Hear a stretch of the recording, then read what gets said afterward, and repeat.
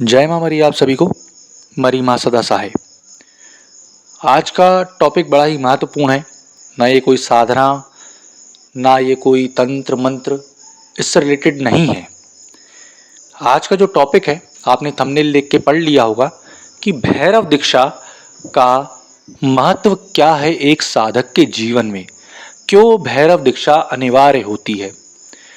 आपने देखा होगा कोई भी तांत्रिक, मांत्रिक, गुनिया, पंडा, ओझा किसी भी दैविक शक्ति के नाम से काम लेता है, काम हो जाते हैं, परंतु अगर वो एक तंत्र साधक, जो प्रॉपर तंत्र साधक के पल्ले पड़ता है, तो उसकी दैविक शक्ति खारिज हो जाती है, दैविक शक्ति काम नहीं कर सकती।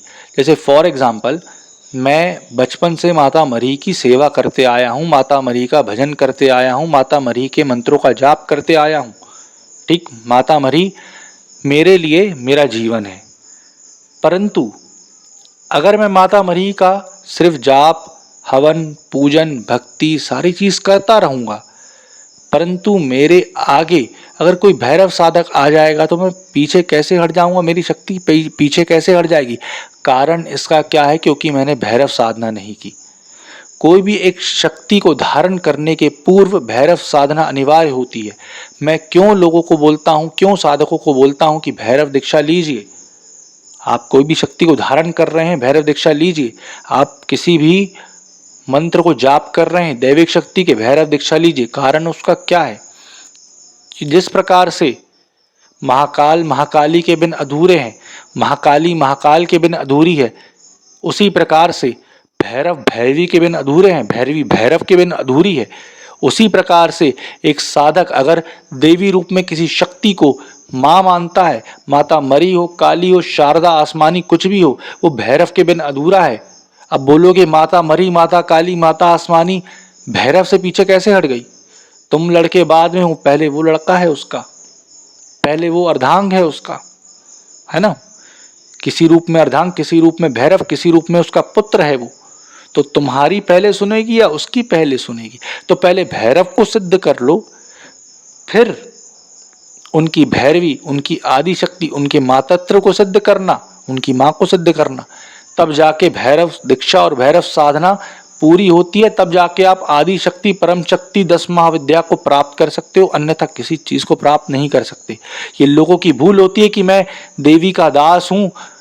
क्या स्वामी रामकृष्ण परमहंस, स्वामी विवेकानंद, वामा खेपा या जितने भी बड़े बड़े अघोरी हुए, वो बिना भैरव की शक्ति को धारण करे सीधे काली जी के पास पहुंच गए, सीधे आदि शक्ति के पास पहुंच गए। नहीं, भैरव को जब तक धारण नहीं करोगे आप अपने लाइफ में, भैरव की शक्ति को अपने अंदर नहीं उतारोगे, आप भूल जाओ कि आप कभी भी तंत्र में सफल होगे। ठीक, भैरव को रोकने वाला एक ही होता है, भैरवी भैरवी को रोकने वाला एक ही होता है, भैरव। आपके ऊपर मारन चल रहा है, माता महाकाली का मारन चल रहा है, कौन रोकने वाला, भैरव। क्योंकि हर माँ के सामने बेटा नंगा पैदा होता है और उसके मातृत्व से वो पिघल जाएगी। इसी कारण से बोला जाता है भैरव दीक्षा अनिवार्य है।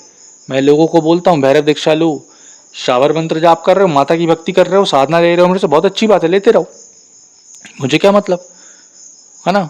परंतु भैरव के मंत्र, भैरव की दीक्षा अवश्य लो, भैरव दीक्षा लो, भैरव मंत्र की दीक्षा लो और अवश्य करो। मैं ये नहीं कहता मुझसे लो, है ना, मुझसे भी बड़े बड़े ज्ञानी पढ़े हैं, यूट्यूब क्या हर जगह पढ़े हैं, ऐसे गुप्त भी ज्ञानी पढ़े हैं जो कि बहुत आगे हैं मुझसे, जिससे भी लो, परंतु भैरव दीक्षा लो, उसके बाद ही सारी शक्तियों को धारण करो, हमेशा अवश्य ही कल्याण होगा।